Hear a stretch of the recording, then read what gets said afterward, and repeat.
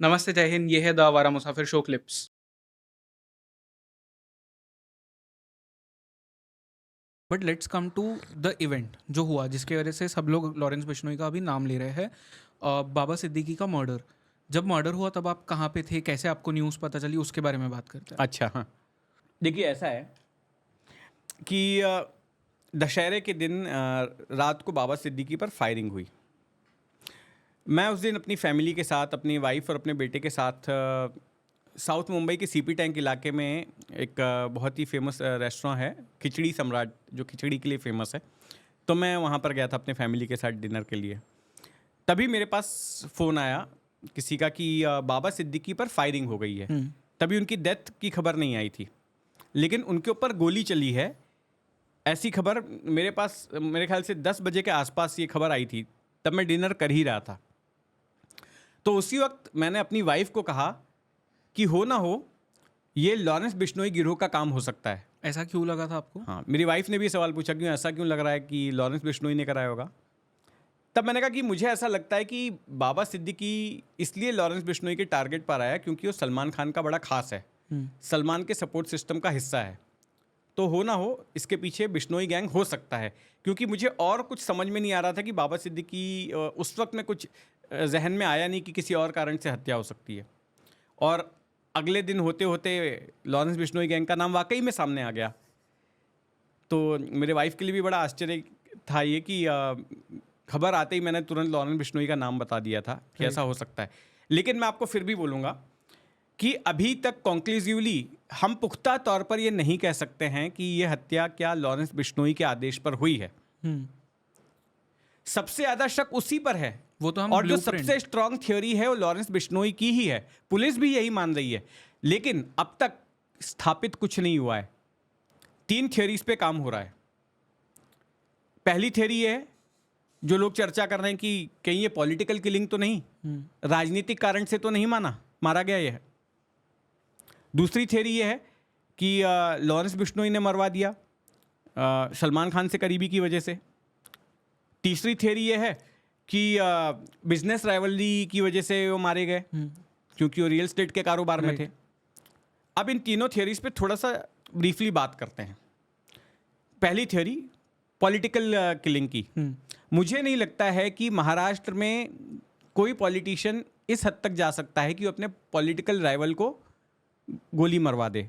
ऐसा पिछले 2-2.5 दशकों में जो मेरा पत्रकारिता का करियर रहा है, उस दौरान मैंने ऐसा कभी होते हुए नहीं देखा। कम से कम मुंबई के बाहर हुआ होगा तो होगा। ये महाराष्ट्र में कभी नहीं हुआ? महाराष्ट्र में ऐसा नहीं हुआ कि एक किसी पॉलिटिशियन ने दूसरे पॉलिटिशियन को पॉलिटिकल कारण से मनवाया हो, कि मैं आपको मरवा दूं क्योंकि आप मेरा कोई पॉलिटिकल करियर जो है, आप उसमें कोई ऑब्स्ट्रक्शन पैदा कर रहे हो। ऐसा कभी नहीं देखने में आया। कम से कम 20-25 सालों में तो ऐसा नहीं लगा। एलिगेशंस भी नहीं लगे कभी किसी के ऊपर? एलिगेशन लगते रहे हैं, लेकिन कभी ऐसे कोई पुख्ता तौर पर कुछ हुआ नहीं। किसी की हत्या नहीं हुई।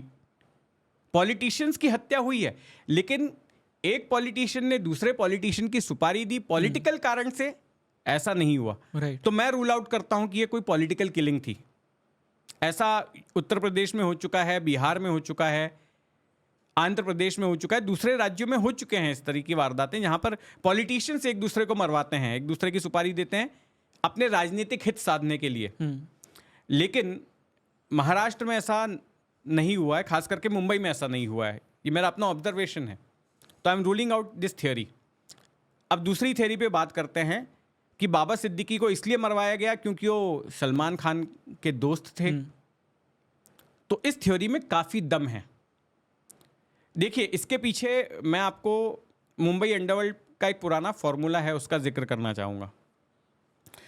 मुंबई अंडरवर्ल्ड में एक फॉर्मूला ये है कि जब आप अपने टारगेट को नहीं मार सकते, जब आप अपने मुख्य शिकार को नहीं मार सकते, तो उसके दाएं बाएं के लोगों को मार दो, उसके करीबियों को मार दो, उसके यार दोस्तों को मार दो, उसके रिश्तेदारों को मार दो। इसकी कई मिसालें हैं। जैसे कि अरुण गौली को 1991 में दाऊद इब्राहिम को मरवाना था, वो दाऊद को नहीं मरवा पाया, तो दाऊद के बहनोई यानी कि दाऊद की बहन हसीना पारकर के पति इब्राहिम पारकर की हत्या करवा दी। उसी के बाद जे शूट आउट हुआ था। एक और मिसाल है, पठान गैंग को दाऊद को मारना था, जब वो दाऊद को नहीं मार पाया तो फिर दाऊद के बड़े भाई साबिर की हत्या करवा दी। इसी तरह से अरुण गवली के बड़े भाई पापा गवली की राइवल गैंग ने हत्या करवा दी। तो जब आप मेन आदमी को नहीं मार पाते हो तो उसको डराने के लिए आप उसके करीबी को मार देते हो। तो मुझे लगता है कि हो सकता है लॉरेंस बिश्नोई भी उसी को फॉलो कर रहा हो। अब ऐसा है कि बाबा सिद्दीकी लॉरेंस बिश्नोई के करीबी थे, ये किसी से छुपा नहीं है। बाबा सिद्दीकी हर अच्छे बुरे वक्त में सलमान खान के साथ खड़े रहे, चाहे वो हिट एंड रन का मामला हो, चाहे वो ब्लैक बक हंटिंग का मामला हो। जब भी सलमान खान पर मुसीबत आई, बाबा सिद्दीकी उनके साथ नजर आए। उनको जो भी लीगल मदद वगैरह करनी हो, उनके साथ में रहना हो, वो सारा काम जो है बाबा सिद्दीकी करते थे। फिर यही वजह थी कि बाबा सिद्दीकी के कहने पर ही सलमान खान ने शाहरुख खान के साथ अपनी दोस्ती खत्म कर दी। 2013 की वो जो इफ्तार पार्टी हो, काफ़ी चर्चित है, आज उसकी तस्वीरें हर तरफ दिखाई दे रही हैं, जिसमें बाबा सिद्दीकी दोनों के साथ में खड़े हैं, जिसमें ऐलान किया गया कि अब से शाहरुख और सलमान की दोस्ती शुरू हो गई है, दुश्मनी खत्म। तो ये साबित करती है ये बातें कि ये कितने करीब थे, सलमान के सपोर्ट सिस्टम का हिस्सा थे बाबा सिद्दीकी। तो सलमान खान में डर पैदा करने के लिए बाबा सिद्दीकी की हत्या की गई। ये ऐसा इसलिए कह सकते हैं क्योंकि लॉरेंस बिश्नोई ये साफ कर चुका है कि सलमान खान उसके टारगेट पर हैं। उसने अपने इंटरव्यू में भी कहा, कई बार धमकियां भी आई, और यहाँ तक कि मुंबई पुलिस को ये अपनी जांच में पता चला कि 2 बार तो लॉरेंस बिश्नोई के शूटर पहुंच भी गए थे मुंबई सलमान को मारने के लिए, मार नहीं पाए थे। और फिर पिछले साल फायरिंग हुई उनके घर के बाहर। इसके बाद में मुंबई पुलिस ने सलमान के घर के बाहर अपना सुरक्षा घेरा जो है बढ़ा दिया, सलमान का सुरक्षा घेरा बढ़ा दिया। अब सलमान खान जो है लॉरेंस बिश्नोई गैंग की पहुंच के बाहर हो गए। ऐसे में लॉरेंस बिश्नोई ने वही फॉर्मूला अपनाया होगा कि सलमान भले ही हाथ ना आए, सलमान के लोग तो हैं, उनको टारगेट किया जाए। और सबसे करीबी आदमी कौन? बाबा सिद्दीकी, तो उसको मार दिया। तो ये जो दूसरी नंबर की थियरी है, इसमें मुझे दम नजर आता है। हालांकि ये पुलिस की जांच में स्पष्ट होगा कि इस थियरी में कितनी हकीकत है। हाँ। हम थर्ड पे जाए उसके पहले एक और छोटा सा सवाल कि लॉरेंस बिश्नोई की गैंग पे ये एलिगेशंस लग रहे हैं सिर्फ वो एक फेसबुक पोस्ट की वजह से, क्योंकि उसमें भी कहीं पे लिखा नहीं गया कि बिश्नोई गैंग ने करा है। उसमें सिर्फ लास्ट में जो जय श्री राम लिखा है, जय भारत लिखा है, उसके वजह से कहा जा रहा है ये। नहीं, इसमें ऐसा है, लॉरेंस बिश्नोई का भी नाम लिखा हुआ है। अब देखिए और दूसरी बात ये है कि ये जो लोग पकड़े गए हैं, इनके कनेक्शन भी उसके गैंग से, भले ही सीधे लॉरेंस बिश्नोई से नहीं निकल कर आ रहे हैं, लेकिन उसके गैंग के साथ में संबंध निकल कर आ रहे हैं। ओके। और थर्ड थियरी फिर बिजनेस राइवलरी वाला। तीसरी थियरी जो है वो बिजनेस राइवलरी की है। अब आप देखेंगे कि मुंबई, ठाणे, नवी मुंबई में जितने भी रियल एस्टेट के कारोबार से जुड़े हुए लोग हैं, बिल्डर्स हैं, उन सबके जो है कानूनी पचड़े, झगड़े, झंझट रहे हैं, विवाद रहे ही हैं, हर किसी के साथ जुड़े रहे हैं, क्योंकि ये कारोबार ही ऐसा है। इसमें आपकी बिजनेस राइवलरी भी होती है दूसरे बिल्डरों के साथ। कई बार आपको अगर स्लम एरिया में रीडेवलप करना है तो वो जगह खाली करवानी होती है रीडेवलपमेंट करने के लिए। अगर चौल को टावर बनाना है तो कई बार लोग खाली नहीं करने आते हैं, फिर आरोप लगाया जाता है कि वो बिल्डर दादागिरी कर रहा है। तो बहुत सारे झंझट झगड़े इस व्यवसाय में होते हैं। तो बाबा सिद्दीकी के भी थे। यहाँ पर मैं बाबा सिद्दीकी के बेटे जीशान सिद्दीकी, जो कि विधायक भी हैं, उनका मैं एक ट्वीट दिखाना चाहूँगा। एक एक्स पर उन्होंने जो पोस्ट डाली है, उसमें वो कहते हैं, my father lost his life protecting and saving the lives and Holmes of poor innocent people. Today my family is broken, but his death must not be politicized and definitely not go in vain. I need justice. My family needs justice. अब ये जो line है, पहली line, my father lost his life protecting and saving the lives and homes of poor innocent people. ये line बहुत ही अहम line है। इस लाइन के जरिए जीशान सिद्दीकी ये संकेत दे रहे हैं कि कहीं ना कहीं हो सकता है उनकी पिता की हत्या इसी रियल एस्टेट के लफड़े की वजह से, स्लम रिहेबिलिटेशन वाले मामले की वजह से कराई गई हो। क्योंकि ये कह रहे हैं कि उनके पिताजी संघर्ष कर रहे थे लोगों के घरों के लिए। राइट। तो यहाँ पर उनका इशारा रियल एस्टेट के कारोबार की तरफ है।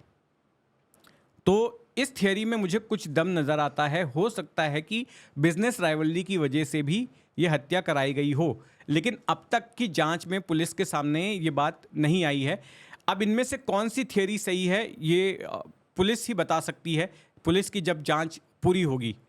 सर पर ये 6 साल पहले की एक खबर है जिसमें 2018 में बाबा सिद्दीकी के ऊपर ईडी के भी चार्जेस थे कुछ, जिसमें उनके 462 करोड़ का जो उनका एसेट्स थे उसे फ्रीज कर दिया गया था, उसे prevention of money laundering act के तहत फ्रीज किया गया था। And these were just allegations, कभी प्रूव नहीं हुआ, but then still there were these allegations. And फिर उसके बाद में कहा गया था कि he was misusing his position जो था उनका म्हाडा का, which is Maharashtra housing and area development authority. आपको लगता है ये जो एलिगेशंस लगे थे एंड इसके वजह से कोई उनकी अनबन हुई किसी से जिसके वजह से ये शूटिंग कराई गई है?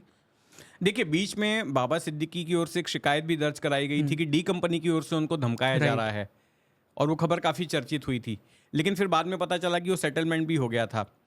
अब जहाँ तक का देखिए ईडी का मामला है, तो जिन जिन के खिलाफ, जिन जिन पॉलिटिशियंस के खिलाफ ईडी ने या सीबीआई ने कार्रवाई की, उन्होंने क्या किया? वे विपक्ष की पार्टी को छोड़कर सत्ताधारी पार्टी में आ गए। राइट। तो बाबा सिद्दीकी ने क्या किया? वही किया। बाबा सिद्दीकी कांग्रेस में थे जो कि विपक्ष में है, उसको छोड़कर वो एनसीपी में आ गए जो कि सत्ता में है, वो भी अजीत पवार वाला फैक्शन।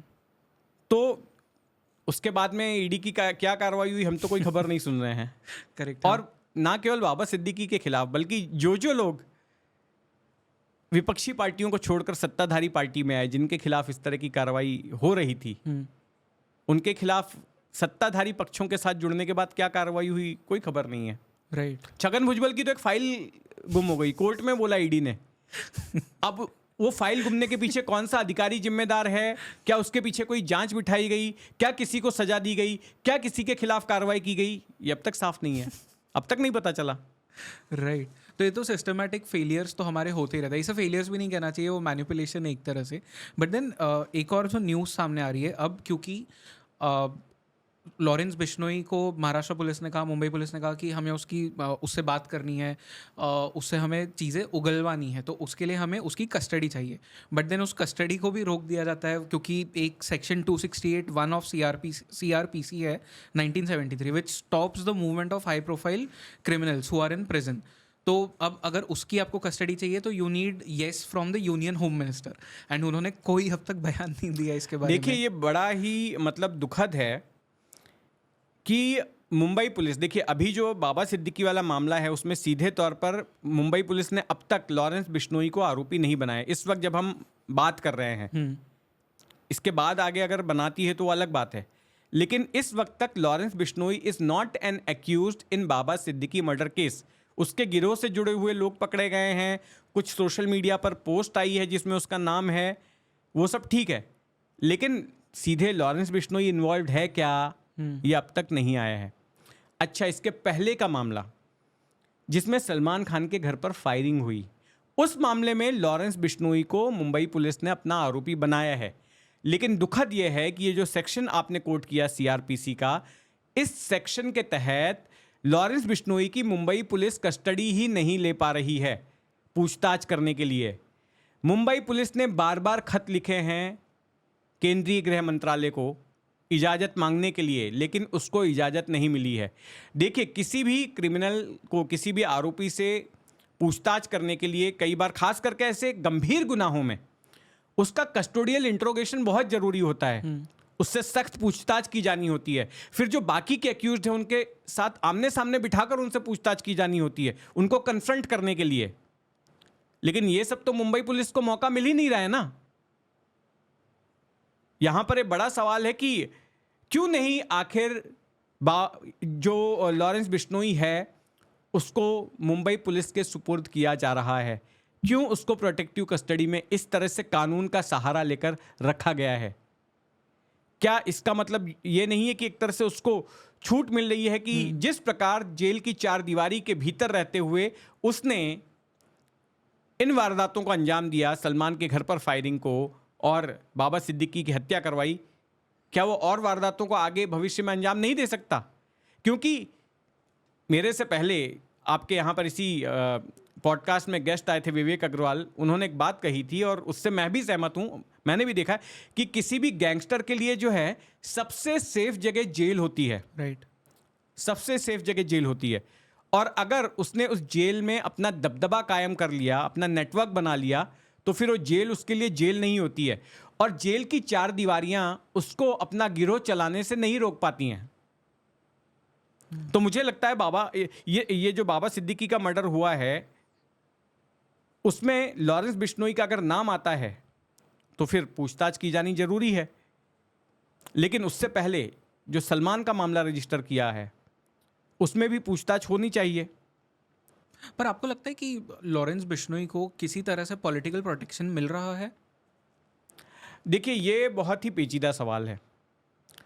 पॉलिटिकल प्रोटेक्शन मिल रहा है क्या? आरोप तो लग रहे हैं कि पॉलिटिकल प्रोटेक्शन लग रहा है। कहीं ना कहीं सटल तरीके से कांग्रेस भी आरोप लगा रही है राइट। कि पॉलिटिकल प्रोटेक्शन मिल रहा है। दूसरे लोग भी आरोप लगा रहे हैं, लेकिन पुख्ता तौर पे नहीं कह सकते। हाँ, कनाडा की सरकार ने जरूर आरोप लगाया है, राइट। लेकिन हम ये नहीं कह सकते। हाँ, लेकिन ये बात जरूर रही है कि हमारी एजेंसियां गैंगस्टरों का इस्तेमाल करते आई हैं देश के दुश्मनों को खत्म करने के लिए। भूतकाल में ऐसा हो चुका है जब भारतीय एजेंसियों ने गैंगस्टरों का इस्तेमाल किया हो। एग्जाम्पल दे सकते हो? एग्जाम्पल दे सकते हैं। छोटा राजन सबसे बड़ा एग्जाम्पल है। भारत का दुश्मन कौन? दाऊद इब्राहिम। दाऊद का दुश्मन कौन? छोटा राजन। तो दुश्मन का दुश्मन अपना दोस्त हुआ। इस फॉर्मूले पर हमारी एजेंसियों ने काम किया और छोटा राजन का इस्तेमाल करते हुए दाऊद के कई सारे लोगों को खत्म करवाया। मिर्जा दिलशाद बेग नेपाल में बहुत बड़ा आदमी था, डी कंपनी का, आईएसआई के लिए काम करता था। वो तो वहां का जो है सांसद भी बन गया था। राइट। तो उसकी हत्या करवाई गई। फिर शरद शेट्टी, दुबई में उसकी हत्या हुई साल 2003 में। उसको बड़ा इडली कहते थे, दाऊद गिरोह के लिए काम करता था। यहां तक कि फरीद तनाशा और विकी मल्होत्रा के जरिए दाऊद की हत्या का प्लान किया जा रहा था पाकिस्तान में 2005 में, लेकिन मुंबई पुलिस और इंटेलिजेंस ब्यूरो इनके बीच में लैक ऑफ कम्युनिकेशन की वजह से वो प्लान जो है वो फॉइल हो गया, असफल रहा, क्योंकि इन दोनों लोगों को मुंबई क्राइम ब्रांच की टीम ने जाके गिरफ्तार कर लिया, फरीद तनाशा और विकी मल्होत्रा को। उस वक्त अजीत डोवाल के साथ ये दोनों लोग मीटिंग कर रहे थे। प्लान चल रहा था कि दाऊद को कैसे मारना है, मिशन की तैयारी हो रही थी। लेकिन तब तक में ये दोनों चूंकि क्रिमिनल्स भी थे, मुंबई के केसेस में वांटेड थे, इसलिए मीरा बोरनकर जो जॉइंट कमिश्नर थी मुंबई क्राइम ब्रांच की, उन्होंने मुंबई से अधिकारियों की टीम भेजी। दिल्ली के 12 खंबा रोड पर इनकी मीटिंग चल रही थी एक रेस्टोरेंट में, वहां पर जाके इनको धर दबोचा। फरीद तनाशा और विकी मल्होत्रा अरेस्ट हो गए और वहीं पर वो प्लान फुस हो गया। तो कहने का मतलब यह है कि हमारी एजेंसियां, हमारी सरकार इससे पहले भी गैंगस्टरों का इस्तेमाल देश के दुश्मनों के खिलाफ करते आई हैं। राइट। अब लॉरेंस बिश्नोई का केस ऐसा है कि इसका मामला समझ में नहीं आ रहा है। एक तरफ जय श्री राम और जय भारत भी इसके लोग लिखते हैं और दूसरी तरफ इसके ऊपर आरोप लगता है कि ये खालिस्तानियों के साथ भी है। एक तरफ इस पर आरोप लगता है कि ये खालिस्तानियों की हत्या करवा रहा है, तो दूसरी तरफ आरोप यह है कि खालिस्तानियों से इसकी दोस्ती भी है। तो इसका मामला बड़ा विचित्र है, बड़ा पेचीदा है। सो इसका एक अच्छा एग्जांपल तो ये है कि कनाडा ने कहा कि वो हरदीप सिंह निज्जर, अगर मैं नाम सही ले रहा हूँ, उसकी हत्या कराने के पीछे भी लॉरेंस बिश्नोई है। या यहाँ पे भारत कहती है कि ये तो प्रो खालिस्तानी है, वहाँ पे खालिस्तानियों को ही वो मरवा रहा है। मतलब समझ ही नहीं आ रहा कि है कौन सा साइड से बंदा। मतलब वो बचपन में हम जो क्रिकेट खेलते थे उसमें वो कच्चा नींबू प्लेयर होता था, दोनों साइड से खेलता था। तो ये भी वैसा ही, कभी इधर हो जाता है कभी उधर हो जाता है और लोग उसकी कहानियां बना रहे हैं। तो एक्चुअली हो क्या रहा है ये? एक्चुअली हो क्या रहा है यही तो समझने की दिक्कत है। राइट। क्योंकि ये बड़ा ही कॉम्प्लेक्स कैरेक्टर है। और दूसरी बात यह है कि एक तरफ ये सलमान को टारगेट कर रहा है, दूसरी तरफ मुझे ये बात समझ में नहीं आ रही है कि Salman has been pro Modi. Salman बीच में जो है कुछ साल पहले तक मोदी के समर्थन में भी उन्होंने बयान दिया था। राइट। सलमान खान के जो पिताजी हैं सलीम खान राइटर, वो तो बीजेपी से भी जुड़े थे, बीजेपी के उर्दू सेल के लिए भी काम करते थे। तो ऐसे में अगर बीजेपी सरकार लॉरेंस बिश्नोई का इस्तेमाल कर रही है तो फिर सलमान खान को या उसके परिवार को क्यों टारगेट किया जा रहा है? दूसरी तरफ बाबा सिद्दीकी भी तो अब सत्ताधारी पक्ष बीजेपी लेड महायुति के साथ में आ गए थे ना, तो ये कुछ समझ में नहीं आया। खिचड़ी बनते जा रही है वो। बट सर एक सलमान खान के जो पिताजी है सलीम खान जी, उनका एक बयान भी आया था जिसमें उन्होंने कहा है, अभी रिसेंटली कहा है कि वो जो ब्लैक बक की शूट किया गया था, किलिंग हुई थी, उसमें Salman Khan was not there. उन्होंने कहा कि वो उस कार में नहीं था, वो आसपास भी नहीं था वहाँ पे। आपने जितना भी अब तक इस चीज़ को रिपोर्ट किया है, what is your thoughts on this कि सलमान खान उसमें इन्वॉल्व थे या नहीं थे? देखिए, मैं अगर बोलूँगा तो फिर वो कंटेम्प्ट ऑफ कोर्ट हो जाए। दो अलग अलग मामले हैं, आपने दोनों को मिक्स कर दिया है। दो अलग अलग मामले हैं, एक मामला हिट एंड रन का है और एक मामला है हाँ। ब्लैक बक का। उन दोनों पर सलीम खान का बयान है, दोनों पर अलग अलग। राइट, दोनों एक हिट एंड रन में वो कार में नहीं थे। देखिए, हिट एंड रन वाले मामले में निचली अदालत ने, सेशंस कोर्ट ने सलमान खान को दोषी करार दिया था, लेकिन 6 महीने के भीतर ही बॉम्बे हाई कोर्ट ने उनको बरी कर दिया। ये बड़ा ही आश्चर्य था कि बाकी आम मुजरिमों के मामले जो है अपील में कई कई साल लंबित रहते हैं, लेकिन सलमान के मामले में बड़ी जल्दी फैसला आ गया, तेजी से। और फैसला सुनाए जाने के बाद आमतौर पर होता ये कि अगर किसी आरोपी को दोषी ठहरा दिया गया तो तुरंत उसको कस्टडी में लेके जेल भेज दिया जाता है, फिर बाद में अपील होते रहती है हाई कोर्ट में। लेकिन निचली अदालत के फैसला सुनाए जाने के बाद सलमान खान एक रात भी जेल नहीं गए, तुरंत उनकी अपील भी एडमिट हो गई। राइट। और वो घर चले गए, 6 महीने में बरी भी हो गए हाई कोर्ट से। हालांकि हाई कोर्ट के आदेश को महाराष्ट्र सरकार ने सुप्रीम कोर्ट में चैलेंज किया है, लेकिन वो मामला चलते जा रहा है। 2017 में मेरे ख्याल से चैलेंज किया है, और उसमें अभी पता नहीं कि आगे क्या हुआ है या क्या हो रहा है और सरकार कितनी इंटरेस्टेड है उसमें। तो ये तो रहा हिट एंड रन का मामला। जहाँ तक मेरी बात है कि मैं क्या सोचता हूँ, तो ऐसा है कि उस खबर को मैंने ही ब्रेक किया था। मैंने पिछले पॉडकास्ट में भी आपको बताया कि उस सुबह सुबह जो है 6 बजे मेरे पास फ़ोन आया, और फिर मैं अपनी मोटरसाइकिल से पेंड्रा पुलिस स्टेशन पहुंचा और फिर स्पॉट पे पहुंचा, और मैंने उस खबर को ब्रेक किया था, और वो सारा था। तो अब मेरी तरफ से कोई टिप्पणी करना एक तरह से ये होगा कि जब तक सुप्रीम कोर्ट कोई और अलग फैसला ना सुना दे तो ये सही नहीं होगा। और जो ब्लैक बक वाला मामला है, उसमें तो जोधपुर की अदालत ने दोषी करार दिया है, वो भी अपील में गया है मैटर, सेंटेंस उनका सस्पेंड है।